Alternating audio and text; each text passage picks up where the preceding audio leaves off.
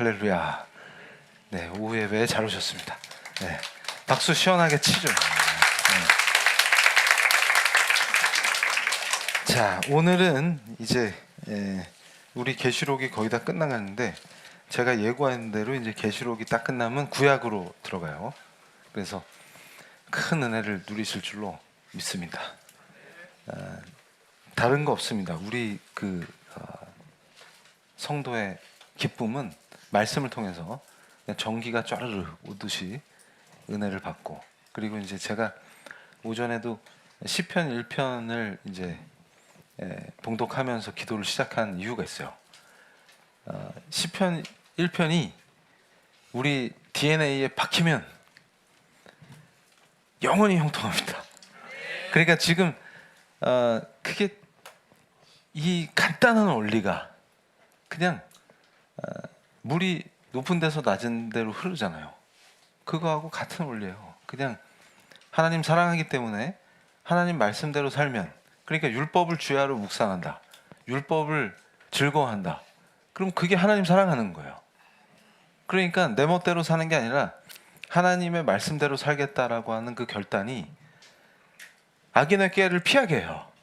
근데 우리가 착각하는 게, 지금 여기 우리 요한계시록 18장 14절부터 제가 이제 강해에 들어갈 건데, 지금 기가 막힌 겁니다. 바벨론이 멸망하고 하나님의 사람들은 기뻐하고, 그리고 19장에서는 어린 양의 혼인잔치로 들어가요. 근데 이 놀라운 은혜 속에서 우리가 착각하는 게 있습니다. 뭐냐면 세상과 교회를 어떻게 구분하냐. 그리고 여러분 보세요. 악인의 꾀를 따르지 않는다 그랬는데 악인의 꾀를 어떻게 안 따라요? 방법이 있어요? 근데 착각하는 게, 악인들이 이마에 써붙이고 다니죠. 악인 이렇게. 근데 그 사람 꾀 어떻게 안 속냐고. 잘 생각해 보세요. 방법은 무지하게 간단해요. 말씀대로 살면 다 피하게 돼 있어요. 그런데 중요한 원리가, 우리가 착각하는 게, 악인이 이마박에다가 나는 악인하고 안 써붙이듯이 뭐냐면 바벨론에서 나오는 꾀는 다 악한 거예요. 그리고 성도들을 어떻게 꾀냐면, 여기서 음녀가 활동하잖아요. 지금 음녀가 여기서 18장에서 완전히 하나님의 진노의 심판을 받는 거예요. 그런데 음녀가 움직이면 그 꾀에 넘어가면 우상숭배 하게 되는 거예요. 그러면 거기 빠져있는 사람의 꾀어서 거기 가서 그 자리에 앉아있으면 오만한 자리에 앉아있는 거고, 그냥 저는 등록 성도인데요, 땡땡 교단 소속인데요, 그런 거 하나님 앞에 가서 그게 무슨 의미가 있을 것 같아요? 이러면 또 싫어하겠지. 네, 할 수 없습니다 이거. 그래서 요한계시록 18장 14절 보세요. 바벨론아, 내 영혼이 탐하던 과일이 내게서 떠났으며. 과일 뺏김은 힘듭니다.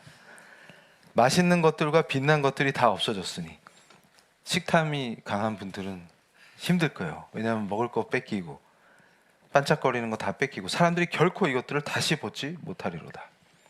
바벨론으로 말미암아 치부한 이 상품의 상인들이 그의 고통을 무서워하여 멀리 서서 울고 애통하여 이르되 화이또다 화이또다, 그 큰 성이여, 세마포 옷과 자주 옷과 붉은 옷을 입고 금과 보석과 진주로 꾸민 것인데 그러한 부가 한 시간에 망하였도다. 모든 선장과 각처를 다니는 성객들과 선원들과 바다에서 일하는 자들이 멀리 서서 그가 불타는 연기를 보고 외쳐 이르되 이 큰 성과 같은 성이 어디 있느냐 하며 티끌을 자기 머리에 뿌리고 울며 애통하여 외쳐 이르되 화이또다 화이또다, 이 큰 성이여, 바다에서 배부리는 모든 자들이 너의 보배로운 상품으로 치부하였더니 한 시간에 망하였도다. 그러니까 음녀가 활개치던 바벨론은 하나님의 심판이 임하니까 한 시간 만에 망하는 겁니다. 그러니까 여러분, 사실은 이제 역사 속에서 이스라엘 사람들이 하나님을 거역하고 살판났다고 하면서 예루살렘이 영원할 것 같았죠. 그런데 예수님이 말씀하신 대로 AD 70년에 로마군이 와서 완전히 박살이 나는 거예요. 그때 성전이 파괴되는 겁니다. 지금까지도 성전이 없어요. 그리고 그 자리에는 무슬림들이 장악했어요. 그 성전터는. 그런데 한국 사람들이 성전 좋아하죠. 동네마다 성전 짓잖아요. 그 뭔데 그게? 그럼 제3성전이네. 제3성전이 한국에만 한 수만 개 있어요? 그리고 오늘 또 제가 이제 기독교의 역사를 얘기할 텐데 교황이 도대체 몇 명 있는 거예요? 정신 차려야 됩니다. 그러면서 매일 입만 열면 로마 카톨릭 욕하죠. 근데 제가 그래요. 그거 욕할 시간에 더 깊이 하나님 말씀에 들어가야 됩니다. 헛짓할 시간에. 그러면 저는 땡땡 교단인데요. 그 증서가 뭘 보장하냐고. 근데 여기서 중요한 게 뭐예요?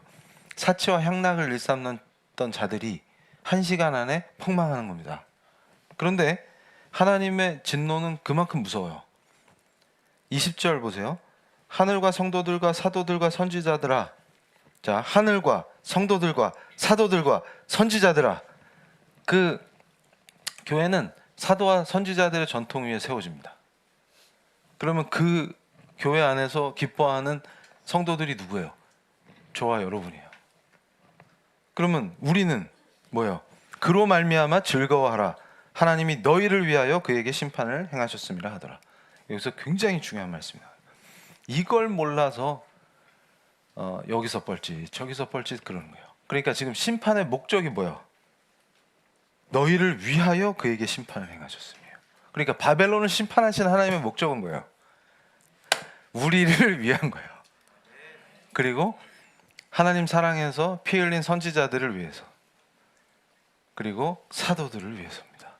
그리고 사도와 선지자의 그 전통 역사의 터 위에 세워진 주님의 몸된 교회를 이루고 있는 저와 여러분, 예수 그리스도의 지체를 위해서 심판하시는 거예요. 심판을 왜 하신다고요? 우리를 위해서. 그런데 지금까지 수많은 거짓 교사들이 요한계시록을 강의하면서 그 얘기를 해준 자를 제가 찾기가 어려워요. 전부 뭐예요? 벌벌 떨고 그날이 며칠이랴 이런 거 같고. 그래서 얼척이 없다.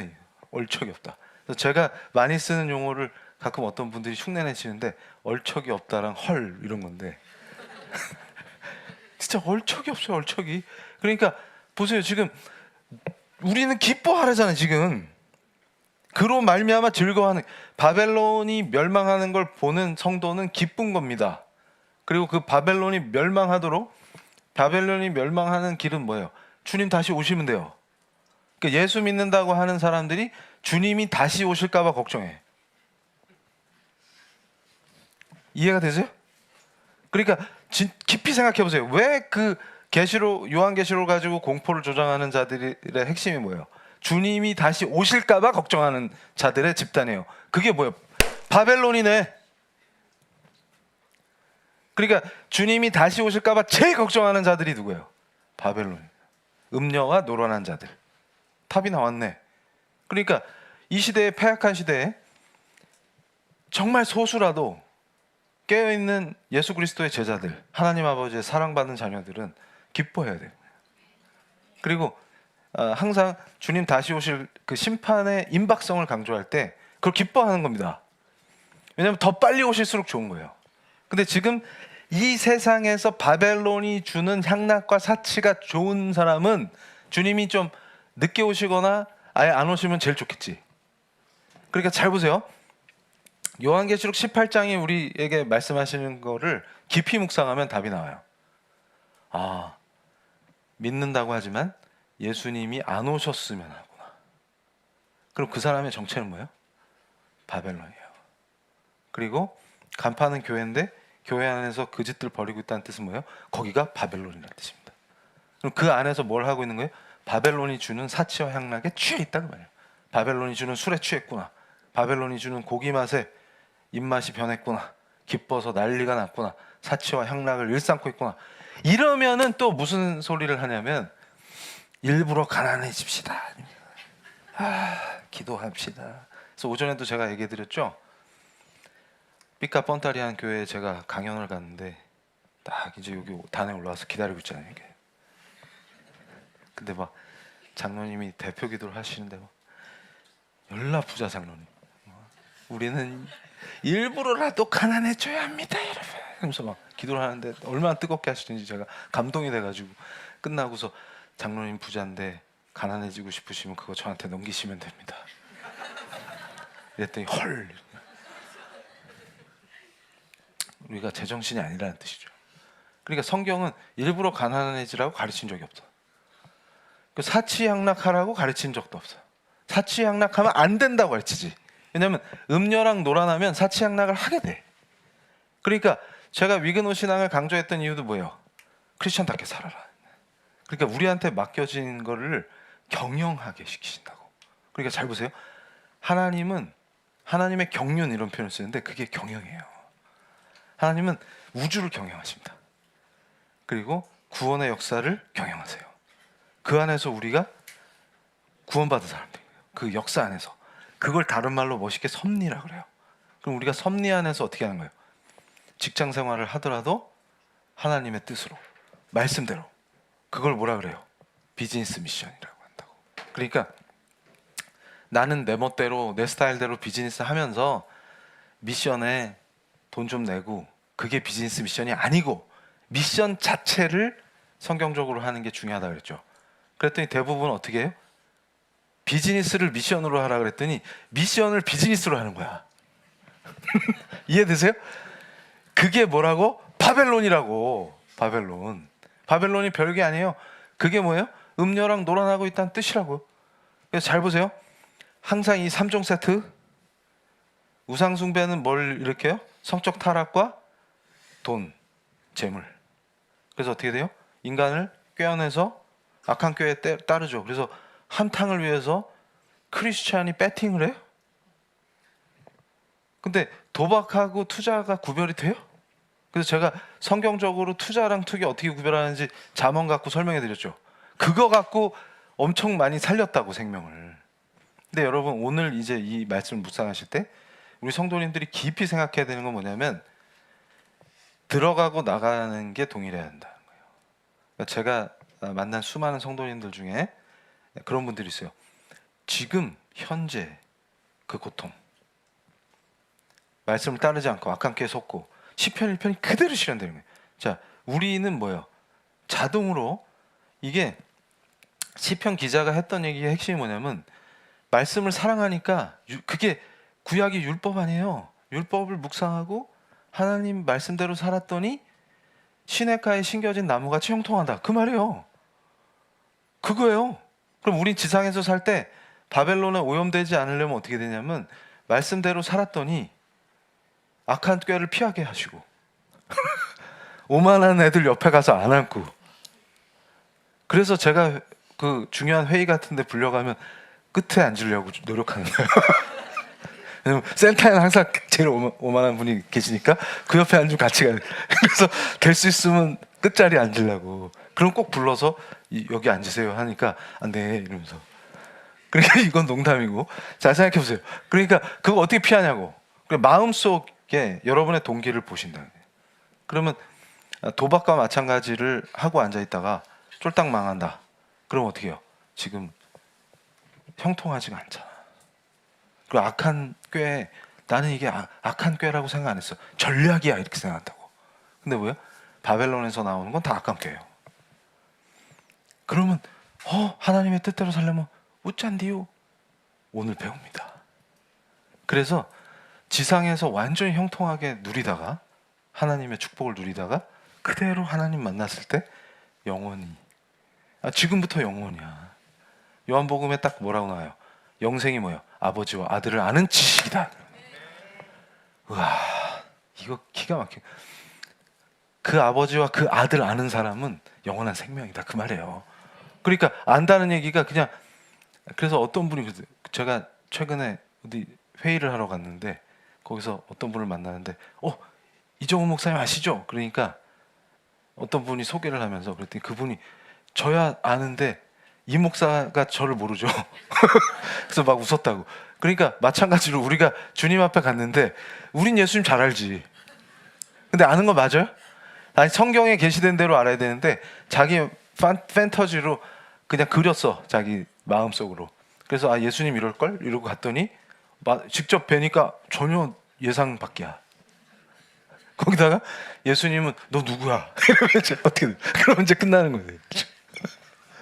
그런데 저와 여러분은 걱정할 필요가 없는 게 뭐예요? 우리가 예수님도 알고, 왜냐면 그 아버지와 아들을 아는 게 영생이라 했잖아. 영원한 생명 안에 있는데, 그리고 주님이 우리를 보시고 반가워하신다. 너구나. 그게 뭐예요? 시편에 나와 있는 지상에서의 삶이에요.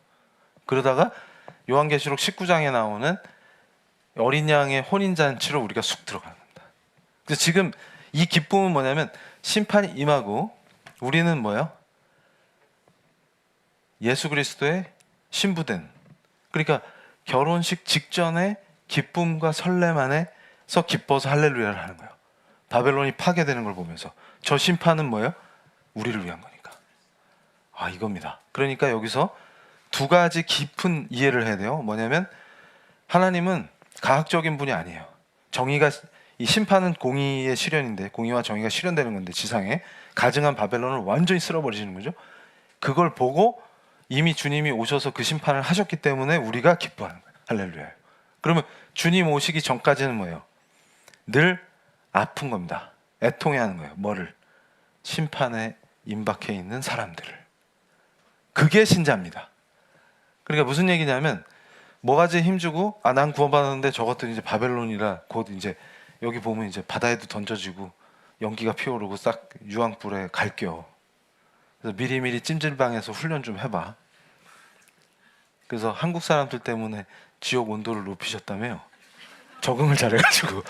이거 농담이고. 그래가지고 이거 곧 뜨거워지는데 아이고 이것들 쌤통이네 이런 게 아니라 뭐예요? 그 한 명이라도 더 어떻게 돼? 건져야 된다 지금. 그게 크리스찬이다. 확 이해가 되시죠? 그렇지만 주님 다시 오셔서 심판이 임해버리면 우리 할렐루야. 왜냐면 우린 그의 것이니까. 그럼 지상에서 어떻게 산다고? 악한 꾀를 피하고 교만한 자리에 안 앉고. 그걸 어떻게 하는데? 말씀대로 사니까 되더라. 이게 자동으로 되게 돼 있어요. 그래서 제가 오전에도 비유를 들었죠. 제가 이 목 통증을 고쳐보려고 발악을 했으나 뭘 해도 안 되는데 전문가들은 항상 동일한 의견을 말씀하십니다. 제 아내가 전문가예요. 그래서 제가 침 좀 놔줘 그러면 돈 주고 딴 데 가서 맞아. 피곤하다 이러셨던 분입니다. 그런데 저분도 항상 저에게 하는 잔소리가 뭐냐면 자세를 바로 해야지. 그거 침 몇 번 맞아서 괜찮다고 좋아라 하면 안 돼. 자세를 고쳐야 돼. 그리고 양방 선생님들도 항상 자세를 고치라고 그래요. 그러니까 잘 보세요. 우리가 착각하는 게 있어요. 어떤 본질적인 문제의 회복은 어디냐면 자세를 안 고치면 목 통증은 계속됩니다. 여러 가지 치료나 지압이나 이런 건 일시적인 효과를 보지만 다시 원상태로 돌아가요. 그게 무슨 뜻이냐면 우리 안의 삶의 문제가 완전히 회복되기 위해서는 우리가 삶의 방식 자체가 하나님 말씀으로 개혁돼야 됩니다. 하나님 말씀을 따르는 방식으로 바뀌어야 돼요. 그래서 제가 지금 종교개혁을 이 말씀과 연결해서 설명해 줄 텐데 그걸 개혁이라고 불렀어요. 자, PPT 보여주세요. 그래서 지금 우리 성도님들이 보셔야 되는 게 8세기 이후에 수도사들의 타락 이렇게 표현했는데, 그러니까 700년대부터 끊임없이 타락했어요, 교회가. 그런데 그것은 뭐냐면 기독교가 국교가 된 이후에 빠르게 타락하기 시작했습니다. 그런데 그 속도가 막 가속도로 붙다가 이제 8세기쯤 오니까 이게 더 급속도로 타락하기 시작한 거예요.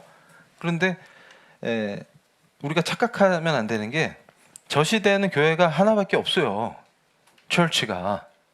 그러니까 어떤 분들이 제가 예전에 막 강연할 때, 종교개혁 강연할 때 애초에 초기 교회 때부터 무슨 장로교가 있고 침례교가 있고 감리교가 있는 줄 아는 사람들이 많았어요. 그래서 제가 여긴 어디 나는 누구 이럴 때가 많았습니다. 그러니까 뭔 얘기를 못해. 어거스틴을 막 강의했더니 그건 캐톨릭의 괴수잖아요. 교수님 실망이에요. 그래가지고 뭔 소리야 지금, 그때는 그거 하나밖에 없다고 이러면 또 막 부르르 떨면서 그렇지 않아요. 뭐 어떡하라고 나보고 그러면. 그거를 역사가 그런데. 그러니까 지금 그때는 진짜 도대체 어디서부터 어떻게 가르쳐야 될지 내가 진짜 막 머리가 어지러워가지고. 근데 어쨌든 저 때는 한 개밖에 없어요. 그런데 타락을 하는 거예요.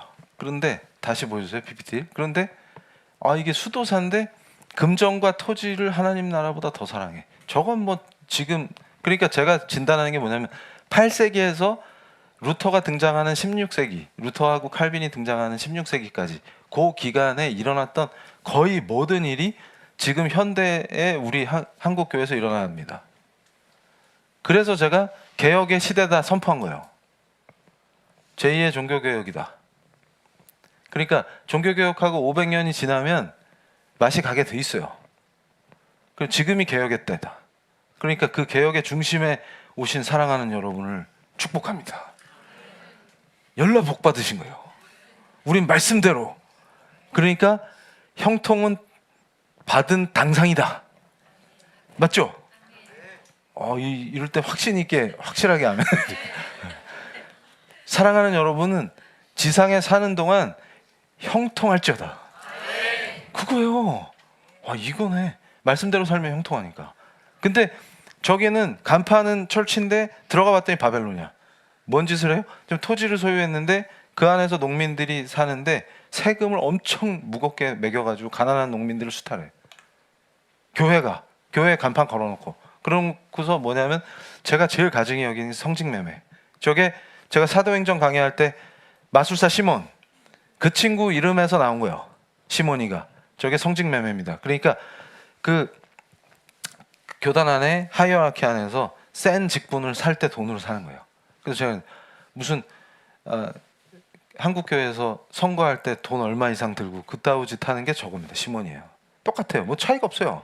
그래놓고 카톨릭 욕해요. 그래서 제가 항상 하는 말이 있어요. 이거 영화 대사인데 너나 잘하세요. 성경으로 돌아가세요.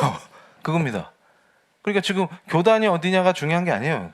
제정신이 아니면. 그래서 보세요.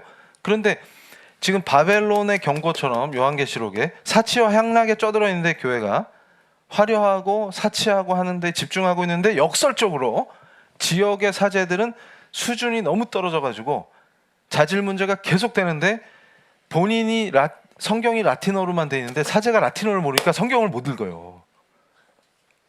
그리고 기도를 해줘야 되는데 지금 우리처럼 은혜 받아서 그대로 개혁된 교회에서 하듯이 기도하는 게 아니라 기도문이 있다고. 그러니까 이럴 땐 이 기도문을 읽어야 돼. 그런데 라틴어를 모르니까. 근데 여기서 장점이 뭐냐면 어차피 듣는 사람도 모르기 때문에 그냥 하면 돼. 그러니까 서로 뭘 했는지 모르는 거지 지금. 그러다가 이 백성들이 무지하니까 뭐라고 뻥치면 되냐면 거의 점쟁이 뺨치게 하는 거예요. 아이고 지금 우리 집에 무슨 문제가 생겼는데 어떻게 하면 돼? 그러면 공양미 300석을 내면 이건 심청이 버전인데? 그런 느낌으로 하는 거야. 공양미 300석에 심청이가 팔려간 거 아니에요? 그런 짓들을 벌였다고. 교회에서 교회 이름 걸고. 그러니까 어떻게 돼? 완전 미신이지. 그러면 여러분 인간적으로 바벨론이 아닌 거 보증해 줄까? 그럼 바벨론 아닌 증명서 떼어줘요? 그러면 한 장당 얼마에 사실라고? 그리고 그게 뭐예요? 죄도 돈 내면 면해 주신디야. 그게 면죄부잖아요. 그런 것도 파는겨? 그러면 증 받았으니까 주님 앞에 가서 주님이 자 이제 불로 물에 들어가는 입수인데 그럼 불로 뛰어드는 건 뭐지? 이파야? 자 점프 그러면 저 면죄부 나 이럴 거야? 그러면 2배로 뜨거운 대로 점프할지어다 이렇게 되는 거예요. 근데 그런 짓들을 하고 있잖아요 지금. 그러면 제가 다시 여쭐게요. 지금 현재 우리가 안심하는 건 어디 있어요? 증에 있어요? 소속에 있어요? 인간이 만든 거 의미 없어요. 그러니까 종교개혁을 제가 강의할 때 가장 강력하게 얘기하는 게 뭐냐면 자 개혁자들이 내세운 것 중에 핵심 원리가 있어요. 캐톨릭이 부패했기 때문에 그게 아니에요. 뭐라 그랬어요? 성경 중심인데 자 교회가 우선이에요? 성경이 우선이에요? 성경이 우선돼야 된다는 거예요.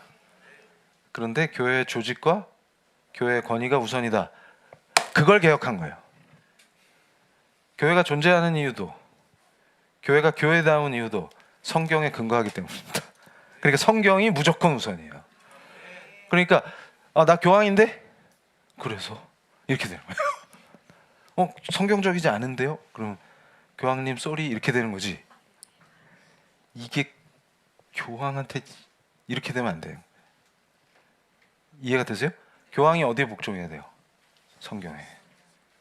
그래서 교황이 성경에 복종하면서 성경답게 교회를 이끌면 하나님의 은혜가 임하겠죠. 근데 뭐예요? 지금 하는 짓이 상층부에서 하층부까지 전부 뭔 짓을 했어요? 바벨론의 음녀한테 놀아나는 짓을 한 거예요. 그럼 간판이 무엇이냐는 중요해, 안 중요해? 안 중요하다고. 서류 중요해요? 자, 다시 보여주세요. 그래서 지금 저게 어디로 가는 겁니까? 그 자질이 떨어지는 사제들에 의해서 미신이 횡행할 때 점점 교황의 권위는 세졌어요. 그러다가 정점에 이릅니다. 896년에 스테파노 6세가 엽기적인 짓을 벌여요. 저게 그 유명한 시체 재판이에요. 그래서 지금 그림 보면 시체를 앉혀놓고 교황 옷 입혀갖고 손가락으로 지목하는 그림이 있어요. 그리고 저 그림에 나온 저분이 포르모서 교황입니다. 그러니까 전임 교황을 죽은 지 8개월이 됐는데 시체를 파가지고 옷을 입혀서 앉혀놓고 재판을 하는 거예요. 근데 엄청나게 엽기적이죠. 근데 저건 그냥 예예요. 나중에는 이제 교황청에 창녀들을 불러들이고 별일이 다 일어납니다. 그런데 이제 중요한 원리가 있어요. 저게 로마 캐톨릭이기 때문에 비난하면 하자 이런 뜻이 아니에요. 전혀. 똑같은 짓 하면, 그러니까 교회 간판 걸어놓고 엽기적인 짓 하고 그걸 지지하고 같이 미쳐 있으면 똑같다 그 말이에요. 뭐가 다릅니까? 그걸 묻는 거예요. 그러니까 우리가 얘기하는 개혁이 뭔지를 정확히 우리 성도들이 요한계시록 말씀을 통해서 받아들여야 합니다. 지금 간판은 교회인데 엽기적인 짓이나 하고 그 사이비 짓이나 버리고 미신 푸닥거리나 하고 앉아있으면 뭐가 다르냐 그 말이에요. 그 안에서 사치와 향락을 위해서 기도 열심히 했더니 사치를 하게 해주셨다. 기도 열심히 했더니 향락에 더 불을 붙여주셨다. 이러고 다니면 그게 바벨론이다. 그러면서 요한계시록을 설교하라 그랬더니 공포나 조장하고 그러면서 이분들이 기도하는 걸 보니까 주님이 안 오셨으면 하고 있네. 그게 바람이야. 주님 안 오시면 심판이 없으니까 계속 지상에서 이 짓 하면서 신나게 기뻐할 수 있잖아요. 근데 우리 기쁨은 이게 아니라 거꾸로 뭐예요? 바벨론이 심판을 받을 때 주님 다시 오셔서 준엄한 공의와 정의가 이 땅에 실현될 때 우리가 기뻐하는 게 그대로 나와요. 그 원리입니다. 그래서 우리는 그걸 기뻐하고 하나님이 우리를 위해서 심판하신다는 말이 거기 있는 거예요. 그러니까 지금 현실 세계 속에서 우리가 돈을 좀 더 버냐 덜 버냐 이런 문제가 중요한 게 아니에요. 뭐냐면 우리의 정체성이 무엇이냐. 그래서 제가 얘기하죠. 성경이 우선해야 된다. 그게 개인의 원리와 교회의 원리 다 통하는 거예요. 자, 그러면 다시 보여주세요. 저렇게 계속 개혁되기 전에 정신 나간 거 시리즈로 돌아가다가 어디까지 가느냐. 다음 페이지. 드디어 기독교 역사에서 최고 수치 클라이맥스 십자군으로 갑니다. 근데 저때 제가 이제 지난 사역 기간 동안 계속 강조했던 게 있어요. 하나님의 뜻. 이유가 있습니다. 저기 있는 거예요. 그러니까 성도들이 쉽게 선동되는 이유가 뭘까를 제가 깊이 고민했어요. 그러니까 우린 정치에 참여하든 경제활동을 하든 무엇을 하든 간에 말씀이 우선돼야 되고 우리가 하나님 안에 있어야 됩니다. 주 안에 있어야 돼요. 그리스도 안에 있어야 됩니다. 그런데 내가 in Christ, 그리스도 안에 있는지 어떻게 아느냐. 이게 굉장히 중요한 문제예요. 그러니까 제가 늘 느꼈던 게 우리 한국 성도들이 펀더멘탈이 좋기 때문에 항상 고민하시는 게 뭐냐면 하나님의 뜻에 따르고 싶다는 거예요. 그런데 그게 하나님 뜻인지 어떻게 분별하냐. 그게 어렵다는 거예요. 그래서 이게 분명히 하나님 뜻인지 알면 내가 그걸 하겠는데 중요한 거는 어떤 게 하나님 뜻인지 모르겠다는 거예요. 그래서 제가 지난 시간에도 뭘 설교했어요? 섭니다. 헷갈리면 그 설교를 다시 들으세요. 그러니까 제 설교는 계속 반복 청취해야 됩니다. 그게 힘을 줘요. 그리고 설교를 통해서 많은 분들이 살아났다는 걸 증언하고 있어요. 그러니까 무슨 얘기냐면 불확실성 속에서 두려울 때 섭리를 믿어야 합니다. 인도하신다. 근데 거기서 신비주의에 빠지지 않는 게 되게 중요한 거예요. 그러니까 하나님께서는 실수도 용납하시고 사용하신다는 거예요. 그리고 내가 진실로 하나님 앞에 섰을 때, 주님 안에 있을 때 실수도 쓰시기 때문에 절대로 두려워할 필요가 없습니다. 근데 문제는 어디 있어요? 바벨론의 악한 꾀에 빠져 있을 때는 그게 그냥 직방으로 가는 거예요. 그래서 제가 그러죠. 내 삶 속에서 지금 고난이 닥쳤을 때 진짜 신자라면 두 가지밖에 없다. 고난은. 다윗의 삶을 통해서 제가 청년들에게 엄청 강조했었어요. 첫 번째는 뭐예요? 하나님이 우리를 성장시키신다. 그러니까 하나님이 자기 마음에 쏙 드는 그 다윗이 되는 거예요. 그 과정에서 정신 나간 사울의 추격을 당하고 도망자 신세가 되고 하는 거예요. 그러나 그것은 결코 다윗의 멸망과 관련되지 않습니다. 오히려 하나님이 더 기뻐하는 사람으로 키우시는 거예요. 두 번째는 뭐예요? 다윗이 사고 쳤을 때 회초리를 드시는 거예요. 그러니까 우리의 분별 안에서 섭리 안에 있으면 두려울 게 1도 없어지는 거예요. 담대해지는데 내가 고난에 처했다. 그럼 불자들처럼 인과응보라고 생각하는 게 아니고, 인과응보가 저주라 그러죠? 우리가 지난 여름에 한 일을 다 알고 계십니다. 우리가 한 짓대로 받으면 다 죽어요. 그러니까 어떻게 돼요? 인과응보가 저주예요. 그것도 윤회를 하면 1000년 묵었다 생각해 보세요. 그거만한 저주가 없어요. 근데 그게 이해가 안 돼. 그러고서 굉장히 릴렉스한 상태에서 인과응보요 이런 사람 많아요. 그래서 제가 지금 몇 년째 윤회하고 계세요? 그리고 그 안에서 했던 거 다 받으려면 지금 막 뼈가 다 가루가 돼도 부족한데 지금? 그럼 다시 뼈 가루로 했다가 다시 합체해서 또 가루로 만들고 이거 한 10,000번 이상 해야 되는데 그게 안 무서워요? 예수의 피 예수의 피 확 필요하죠 이게. 충격이 와야 돼요 이럴 때. 이게 은혜구나 이게. 그런데 지금 잘 보세요. 아주 중요한 그 원리 안에 있는 거예요. 그러니까 하나님이 회초리를 드신 거냐 지금 나한테. 아니면 지금 나를 하나님이 원하시는 분량으로 양육하고 계신 거냐. 이 두 개를 인지하는 거예요. 근데 그게 본인은 압니다. 어떻게 알아요?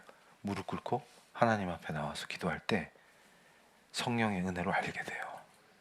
그러면 회초리를 드신 거면 뭐 하면 돼요? 회개하면 됩니다. 그리고 돌아오면 돼요. 하나님 품으로. 그리고 그 넓은 품에, 그 자비와 사랑 안에 예수 그리스도의 피에 공로로 그 품으로 돌아가면 됩니다. 아버지 품으로. 그러면 하나님께서 탕자를 안아주신 그 아버지처럼 우리를 안아주시는 거예요. 그 원리예요. 모든 것이 은혜예요. 그런데 나를 키우시고자 지금 양육하시는 거다. 그러면 그거를 그대로. 그럼 차이가 어디 있습니까? 그러면 제가 여기서 답을 알려드릴게요. 양육하실 때는 기쁨을 주십니다. 그 무슨 얘기냐면 고난이 오는데 희한하게 그걸 견딜 수 있는 힘과 기쁨을 같이 주시는 거예요. 그리고 하나님을 찬양하게 하세요.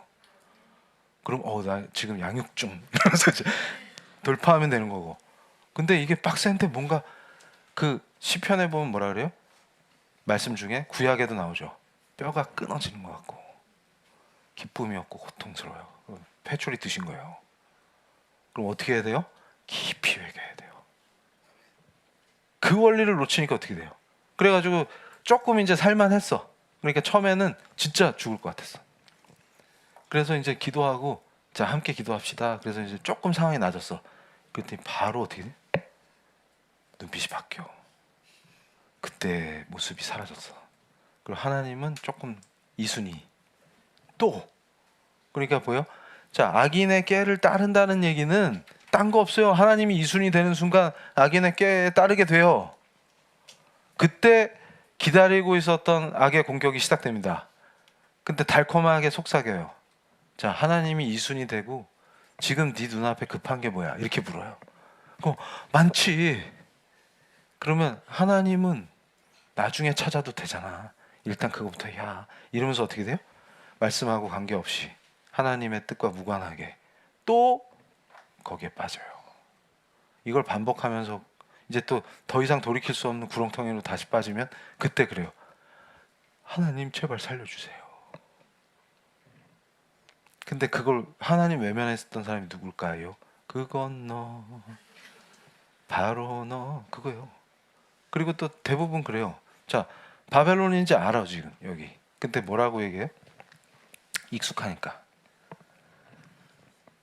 여기는 나에게 편안함을 줘. 왜냐면 익숙한 건 편안해요. 그리고 제가 그걸 발견했어요. 뭐냐면 제가 이제 사이비들이 뭔 짓을 하나 이거를 연구 차원에서 보면은 공통점들이 있어요. 뭐냐면 성도들이 그걸 뭐라 그래요? 메조키스트라나? 자학적인 성향이 있어요. 그리고 교주 역할을 하는 자는 가학적입니다. 근데 그게 정도의 차이예요. 그리고서 잘 보세요. 인간은 어떻게 안심하냐면 제가 여기서 여러분들을 막 괴롭혀요. 네, 지금 말씀 듣는 게 중요한 게 아니야. 하늘에 상급을 쌓야지. 그래가지고 여기서 한 땀 서말 쏟게끔 돌리잖아요. 그럼 무지하게 은혜 받았다는 사람 많이 나와요. 오히려 저한테 욕하고 갈 것 같죠? 절대 안 그래요. 여기서 제가 하늘에 상급 쌓기 PT 체조 한 3시간 돌리잖아요. 그럼 나중에 탈진할 정도로 하면은 그때서 은혜 받았습니다. 그리고서 귀에 하나님 음성이 들려요. 그거는 허한 거야 지금.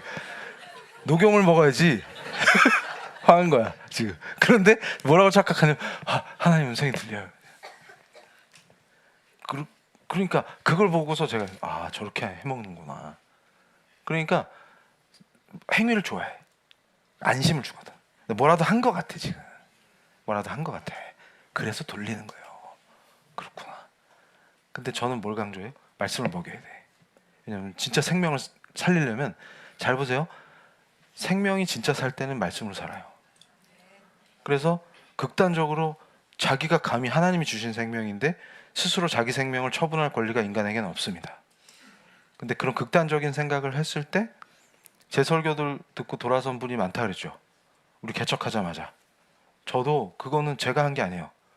은혜예요. 저를 종으로 쓰시는 거예요 그냥. 그런데 잘 보세요. 그럴 때 말씀을 들어야 그 사람이 돌이켜요. 그 사람 PT 체조 시킨다고 안 돌아서요. 이해가 되시죠? 그래서 제가 말씀을 먹이는 걸 제일 중시하는 거예요. 그리고 자 다음 페이지 아까 보여준 거 다시 보여주세요. 그래서 저게 문제예요. 항상 성도들은 어느 시대 어느 상황에서도 항상 선동당합니다. 십자군을 모으는데 가장 강력한 역할을 했던 사람이 은자 삐에르예요. 은둔자 삐에르, 수도사 삐에르 이렇게 부르는데 저분이 저 그림에 나오는 분이에요. 방향을 손가락을 가르치면서 대중을 향해서 민중을 향해서 선포하죠. 저분이 뭐냐면 하나님의 계시를 직접 받아서 자, 내 말을 들으라. 하나님께서 지금 말씀하십니다. 그러면 다 귀를 듣는 거예요. 그러면서 지금 예루살렘이 이교도들의 짓밟히는데 어찌 이거를 우리가 참고 있겠습니까? 들고 일어나자. 이래가지고 선동을 하는데 사람들이 구름대같이 몰리는 거예요. 그런데 주로 가난하고 순진한 분들. 가출 청소년. 가출 청소년은 왜 하는지 지금 내가 현대적 관점에서 이해가 안 되는데 역사에 그렇게 나오니까 할 수 없어요. 가출 청소년. 그 다음에 영주 중에 파산한 사람들. 다 모여. 그런데 여기서 무지하게 슬픈 게 뭐냐면 예루살렘으로 갑시다 이러는데 예루살렘이 어디인지 모른다고. 그러니까 무슨 말이냐면 삐에르가 무식해서 예루살렘이 지도상에 어디 붙어있는지 여기서 출발하면 어디로 가야 되는지 모른다고. 이런 슬픔이 있었다. 근데 중요한 건 어디 있어요? 하나님의 직통 계시를 받는 데 있는 거예요. 그래서 4만 명이 모였어요. 4만 명이 모여서 행진을 하는 거지. 거룩한 군대처럼. 그러니까 얼마나 이 환희에 차 있었냐. 행진이 시작될 때 그게 기록에 나와요. 역사 기록에 막 다 같이 환희에 차서 찬송을 부르면서 막 가자 하나님의 군대요 이러면서 십자군 만세 이러면서 비잔틴 제국의 콘스탄티노플까지 행군을 하는 거예요. 그러더니 처음에 나갈 땐 좋았지. 막 찬양 부르고. 근데 좀 갔는데 배고프기 시작하고 이거 보통 일이 아니거든. 근데 점점 갈수록 거짓골로 바뀌고 그러니까 어떻게 돼요? 동네를 약탈하기 시작한 거예요. 그래서 십자군 약탈 전통이 여기서부터 나와요. 그래 가다가 이제 배고프지. 어떻게 할 거예요? 그러면 마을을 습격하는 거예요. 지금 뭐 하나씩 들었을 거 아니야. 강도 때처럼. 그러니까 어떻게 돼요? 그 소식이 전해지니까 걔들이 지나갈 마을에서는 이미 군인들이 무장하고 기다렸다가 전투가 벌어지는 거예요. 그러니까 진짜로 무슬림들하고 싸운다고 해놓고는 거기 가기도 전에 동네 사람들하고 지역민들하고 전투하기 시작해요. 왜냐하면 약탈을 하고 여기서 막아야 되고 지금 개판 되는 거죠. 그래가지고 전투하다 죽고 못 참겠다 도망치고 탈영하고 오만 걸 다 했는데 결국 목적지 콘스탄티노플에 도착했을 때 3만 명이 남아 있었어요. 그랬더니 비잔틴 제국 황제는 지금 무슬림들과 싸워야 되는데 서쪽에서 서방에서 크리스찬들이 도와준다고 군대가 온다 그래서 되게 기대하고 기다리고 있었는데 도착했더니 대장은 낙이 타고 있고 군대가 아니라 거짓대가 와서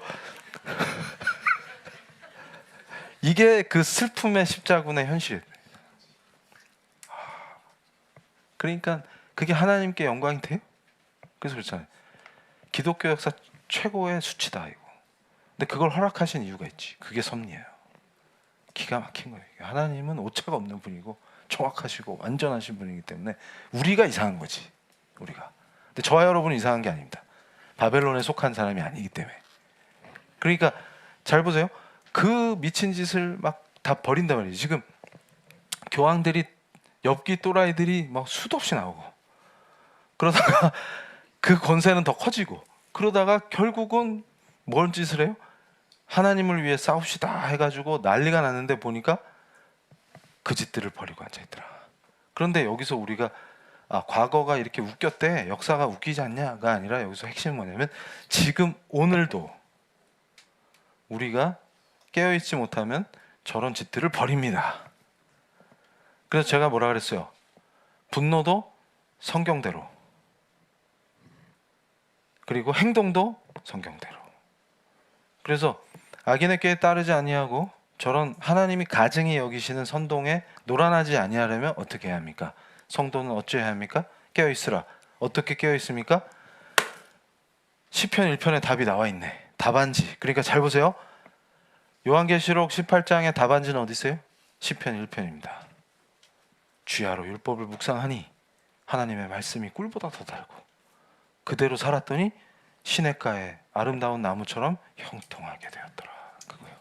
그러니까 여러분 잘 보세요.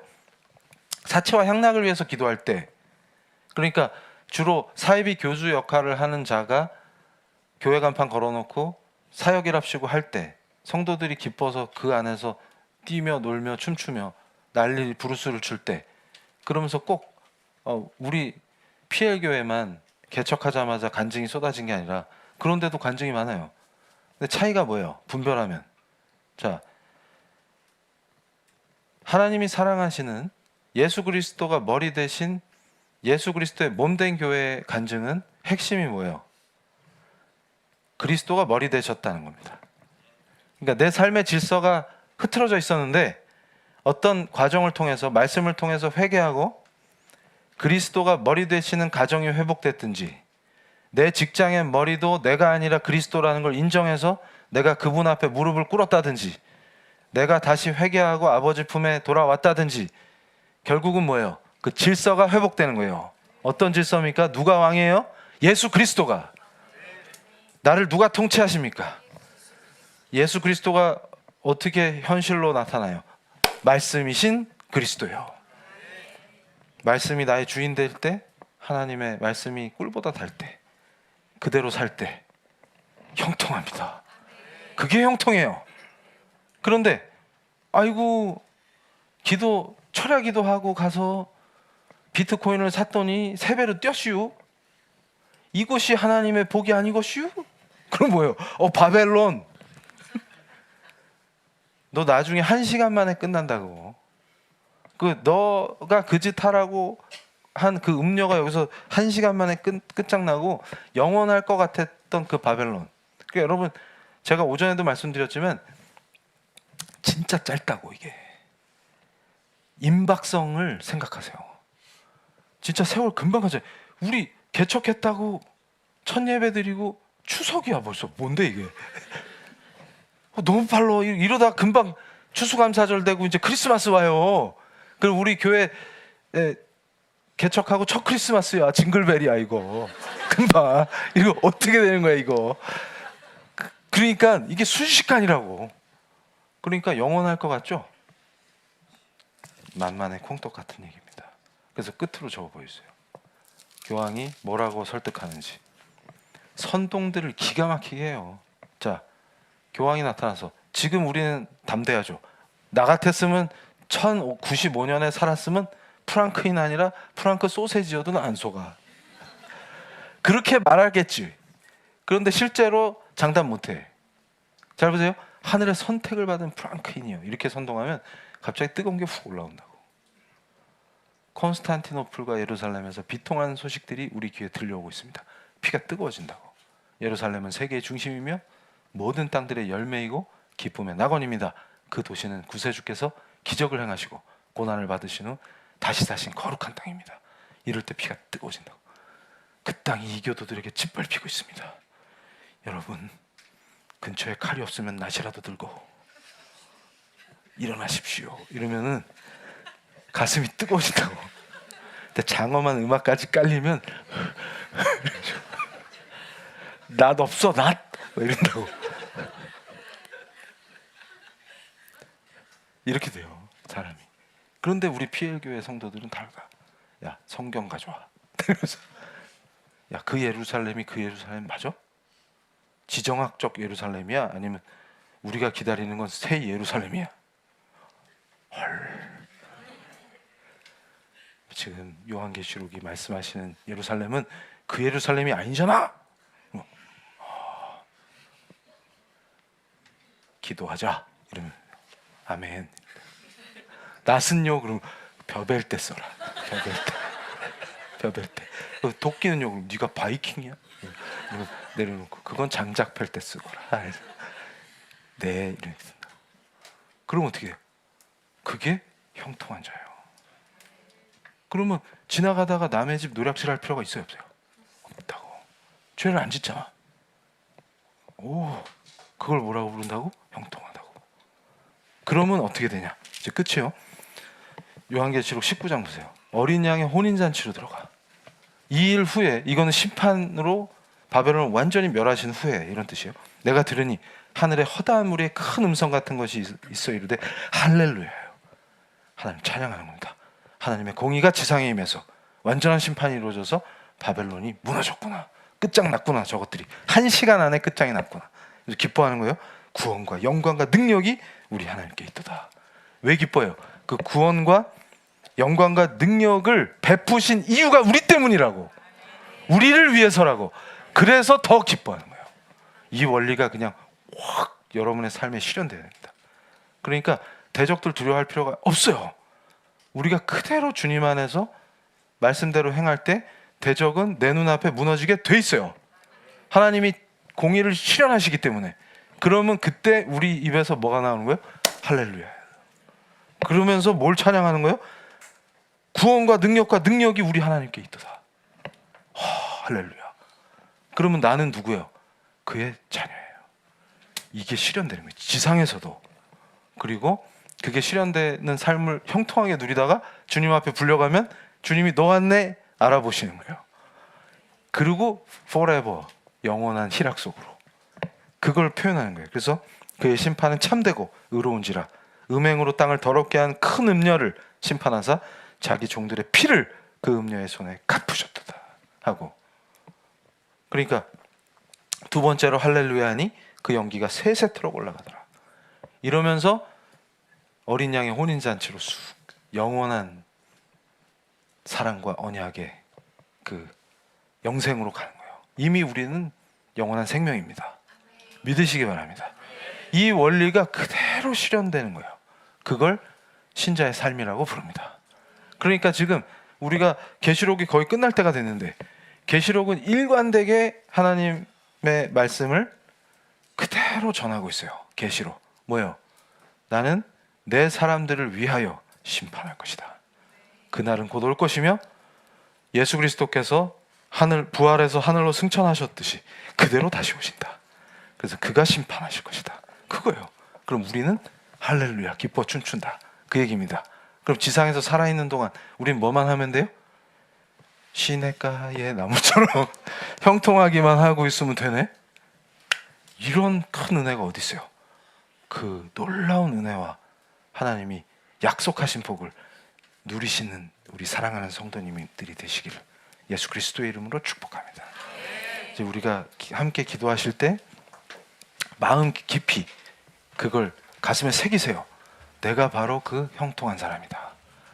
그리고 내가 주님 앞에서 그 하나님의 구원과 영광과 능력을 찬양할 것이다. 바로 그것을 내가 나중에 보겠다라고 하는 게 아니라 강력한 내 사랑의 표현으로 내 현실 속에서 내가 처해 있는 이 상황 속에서 결국 나의 기도는 뭐예요? 내가 하나님의 뜻대로 살았을 때, 하나님의 말씀대로 행했을 때 하나님께서 내 대신 갚아주시고 내 대신 그 하나님의 영광과 능력을 또 내가 구원받은 하나님의 자녀라는 것을 하나님께서 직접 날 위해 보여주실 거다. 최후 심판만 있는 것이 아니라 나의 현실 속에서 그의 능력과 영광과 그 구원의 그 놀라우신 은혜가 내 목전에서 하나님께서 나에게 상 주시듯이 나에게 주실 것이다. 그걸 찬양하는 겁니다. 그럼 우리 마음속에 지금 눌림들, 어려움들 이런 것들이 의미가 없구나. 내가 하나님께 기대고 하나님께 기도하고 하나님의 이름을 부르고 하나님의 얼굴을 구할 때 결국 내 삶에서 모든 대적들이 무너지고 내가 하나님을 사랑하기 때문에 흘려야 되는 땀과 피는 결국 하나님께서 그의 능력과 그 구원의 놀라운 능력으로 하나님의 영광을 나를 통해 나타내실 것이다 하는 그 믿음을 하나님께 표현하며 그것을 베풀어 주시도록 아버지 제 인생에서 그걸 보게 하여 주시옵소서.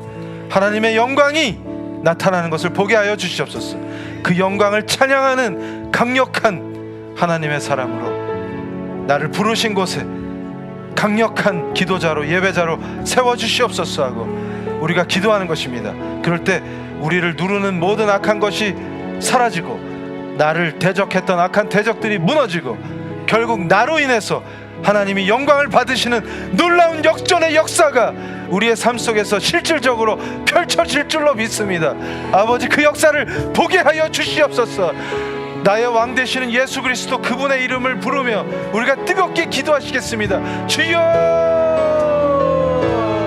아버지 하나님 감사합니다. 지금은 우리가 눌려 있을지라도 지금은 아파해도 아버지 하나님 능력과 영광의 하나님 저를 통하여 제가 당신의 자녀임을 우리 성도들이 사랑받는 하나님의 아들 딸들임을 아버지 현실 속에서 아버지의 권능을 드러내시며 아버지 우리 성도들이 현실에서 보게 하여 주시옵소서.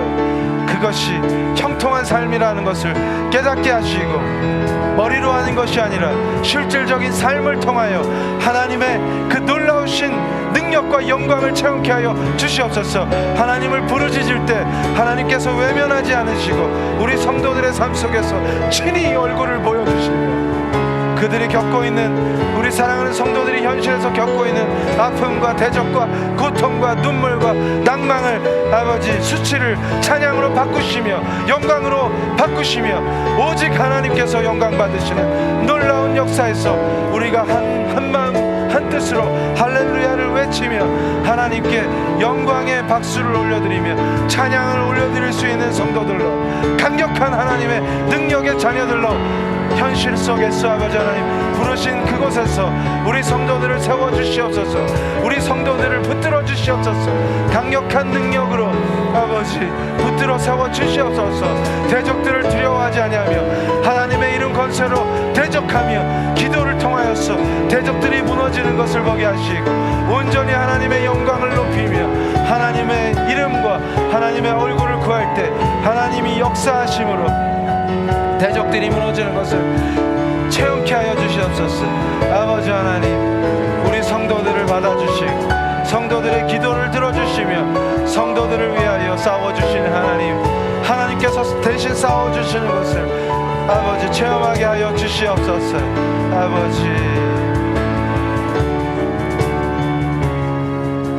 자, 이 시간 우리가 뜨겁게 한 번 더 기도하실 때 가슴 속에 눌리는 것들, 또 나를 아프게 하는 것들, 악한 권세가 나를 꼬드기는 그 언어들, 또 내 상처들, 그런 것들을 온전히 하나님의 영광과 능력을 바라보며 나를 통하여서 일하실, 내 대신 싸워주실 하나님을 기대하며 그 모든 아픔과 어려움과 두려움과 눌림이 하나님의 통치하심으로 해결될 줄로 믿습니다. 우리가 하나님께 강력한 사랑 고백으로, 하나님 사랑합니다, 우리를 붙들어 주시고, 하나님 사랑합니다, 우리 성도들을 붙들어 주시고, 우리 성도들을 대신하여 하나님께서 강력하신 권능으로 하늘의 천사들을 보내시고 천군 천사들을 보내셔서 우리 성도들 대신 싸워주시며 원수의 목전에서 상 주시는 하나님의 영광을 우리 성도들의 삶으로 드러내게 하여 주시옵소서. 모든 어려움과 고통과 두려움, 눌림을 해결하여 주시옵소서. 아버지, 더 깊이, 더 장엄하게 우리 성도들의 삶을 바꿔주시고 역전시켜 주시옵소서.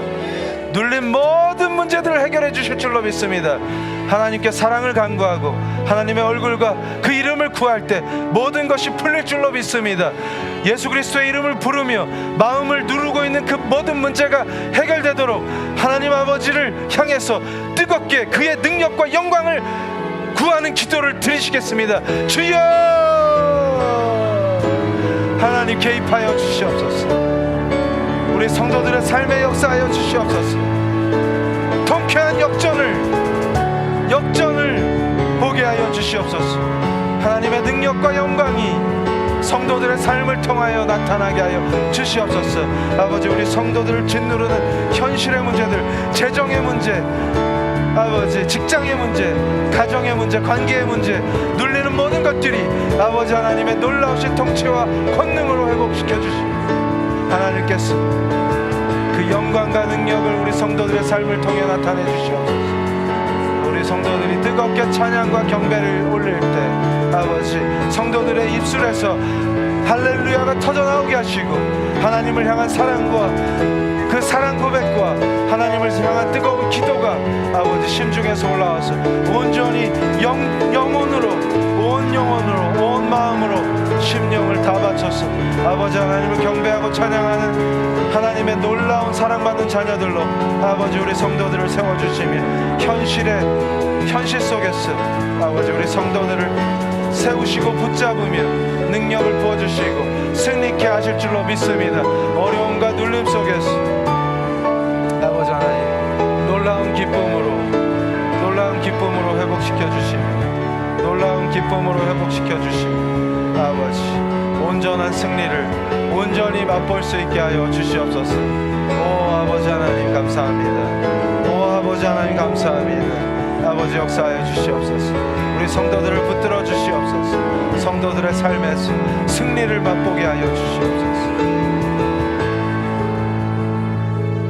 자, 이제 제가 대표로 기도할 때 사랑하는 성도님들이 한마음 한뜻으로 하나님을 향해서 함께 기도하시겠습니다. 아버지 하나님 감사합니다. 거룩한 주일 아버지, 우리 성도들이 올려드리는 깊은 사랑의 기도를 받아주시고 그 마음을 헤아리시며 그 심중에 눌려있는 모든 악한 권세를 꿰뚫어 보시며 성령께서 개입하심으로 하나님의 그 놀라우신 영광과 능력이 우리 성도들의 삶 속에서 나타나게 하여 주시옵소서. 우리 성도들의 입술에서 하나님을 향한 찬양이 끊이지 않게 하시고 할렐루야가 터져나오게 하여 주시옵소서.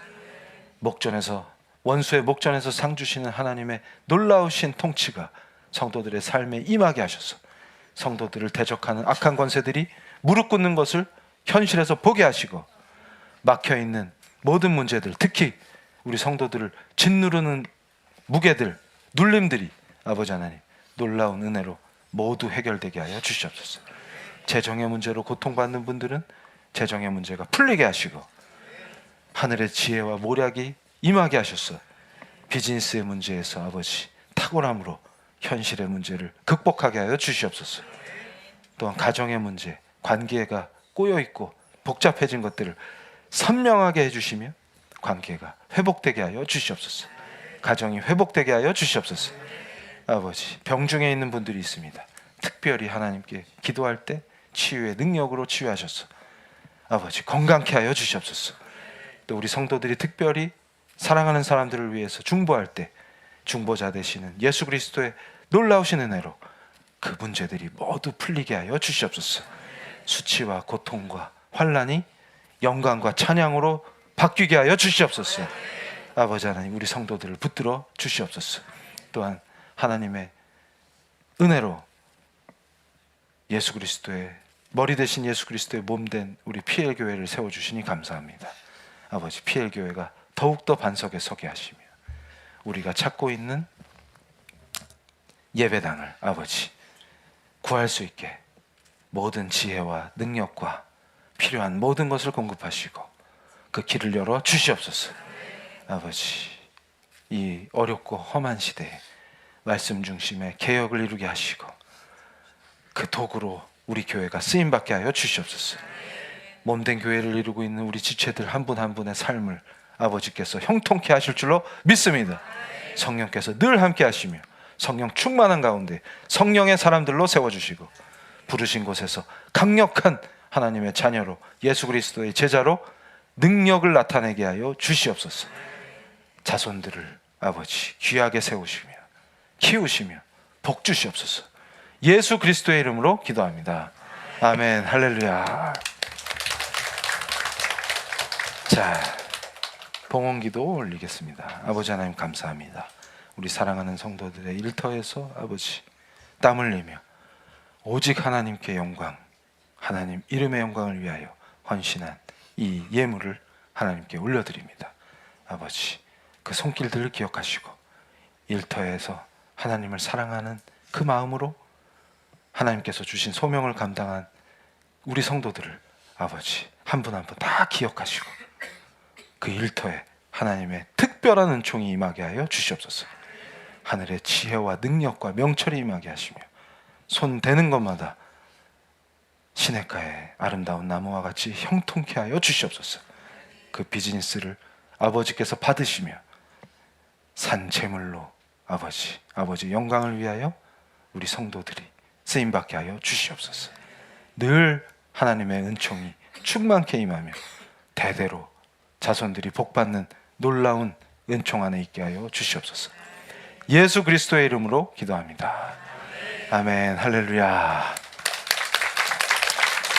자, 오전에도 제가 광고를 드렸었는데 지금 우리가 이제 그 추수감사 주일쯤 되면은 그때 우리 교회 첫 성찬식을 하려고 합니다.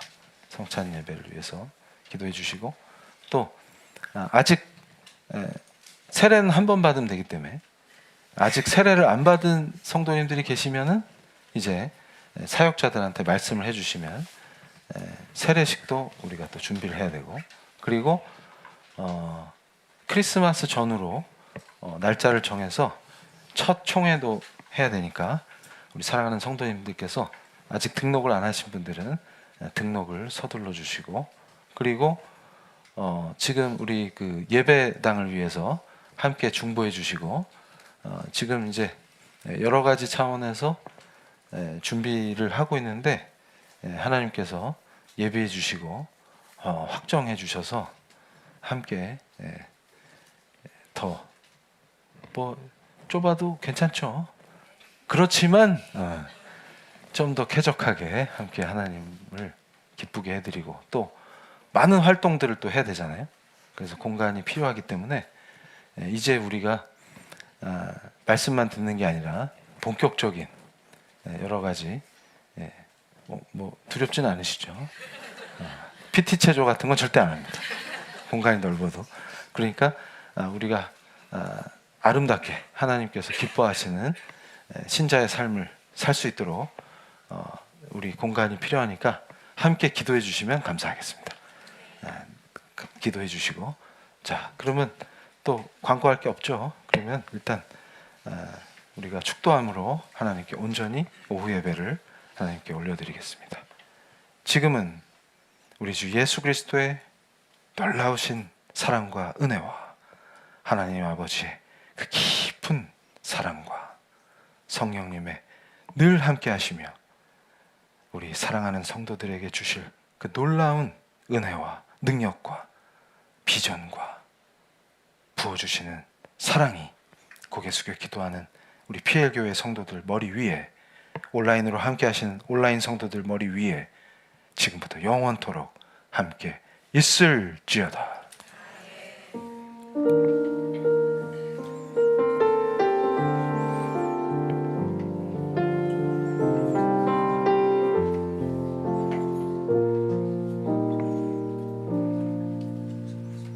자, 할렐루야, 감사합니다. 이제 월요일부터 완전히 시냇가의 나무처럼 하는 일마다 형통하실 줄로 믿습니다. 형통하시도록 예수 그리스도의 이름으로 축복합니다.